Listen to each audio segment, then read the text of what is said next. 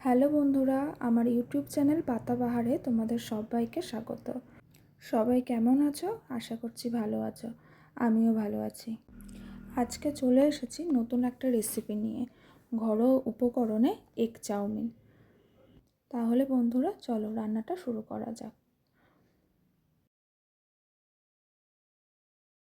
কড়াই নিয়ে নিলাম জল গরম করার জন্য। কড়াইয়ের মধ্যে কিছুটা পরিমাণে জল দিলাম। জলের মধ্যে 1 চামচ নুন আর সাদা তেল দিলাম। সাদা তেল আর নুন দেওয়ার পর জলটা কিছুক্ষণ গরম হওয়ার পর তোমরা দেখতেই পাচ্ছ ভিডিওতে, দেখো মোটামুটি জলটা গরম হয়ে গেছে। তার মধ্যে চাউমিনটা দিয়ে দিলাম। চাউমিনটা বেশি সিদ্ধ করব না, বেশি সিদ্ধ হওয়ার আগেই মোটামুটি 1 মিনিট মতো চাউমিনটা গরম জলে রেখে দেওয়ার পর চাউমিনটা একটা পাত্রে ঢেলে নেব জলটা ঝরিয়ে নেওয়ার জন্য।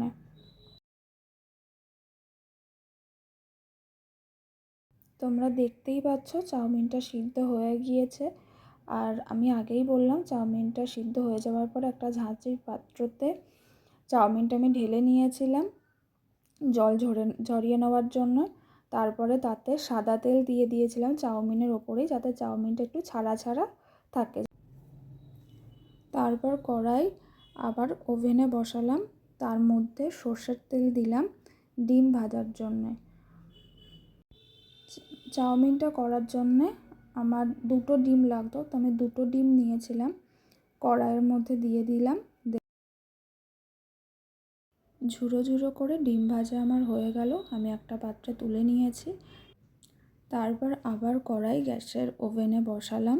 বসানোর পরে আমি আগে থাকতে বাঁধাকপি, গাজর, পেঁয়াজ, টমেটো আর লঙ্কা কেটে রেখেছিলাম। তোমরা দেখতেই পেলে আমি পাত্রে আলাদা আলাদাভাবে কেটে রেখেছি।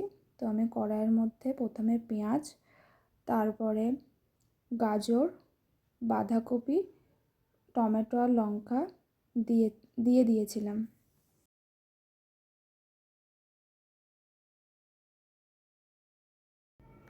সব সবজিগুলো আমি ভালো করে মিশিয়ে নিলাম।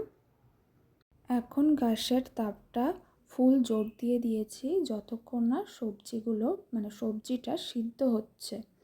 যেহেতু এতে গাজর দিয়েছি, তো গাজরটা সিদ্ধ হতে একটু টাইম লাগবে। গাজর, বাঁধাকপি, পেঁয়াজ, টমেটো হালকা ভাজা হয়েছে আর নরমও হয়ে এসেছে। তার মধ্যে আমি 2 চামচ নুন দিয়ে দিলাম, 1/2 চামচ ধনে জিরে গুঁড়ো দিয়ে দিলাম। তারপর চিনি দিলাম। চিনি দেওয়ার পরে সবজিগুলো ভালো করে মিশিয়ে নিলাম। সবজির সাথে সব মশলা, নুন, চিনি মেশানোর পরে চাউমিনটা অল্প অল্প করে দিলাম। চাউমিন অল্প করে দেওয়ার পর সবজির সাথে ভালো করে মেশালাম। তারপরে দেখো কিছুটা মেশানোর পরে যতটা চাউমিন বাকি ছিল আবার সবটা দিয়ে দিলাম।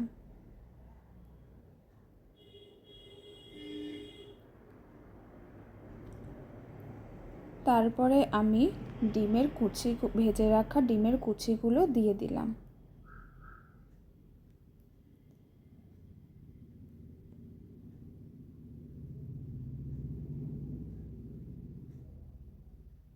তারপর আবার সবটা ভালো করে মিশিয়ে নিলাম।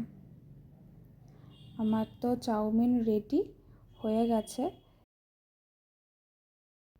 চাউমিন তো তৈরি হয়ে গেছে। এবার গরম গরম আমি একটা প্লেটে নিয়ে নিলাম। তোমরা বাড়িতে এই চাউমিনের রেসিপিটা ট্রাই করো।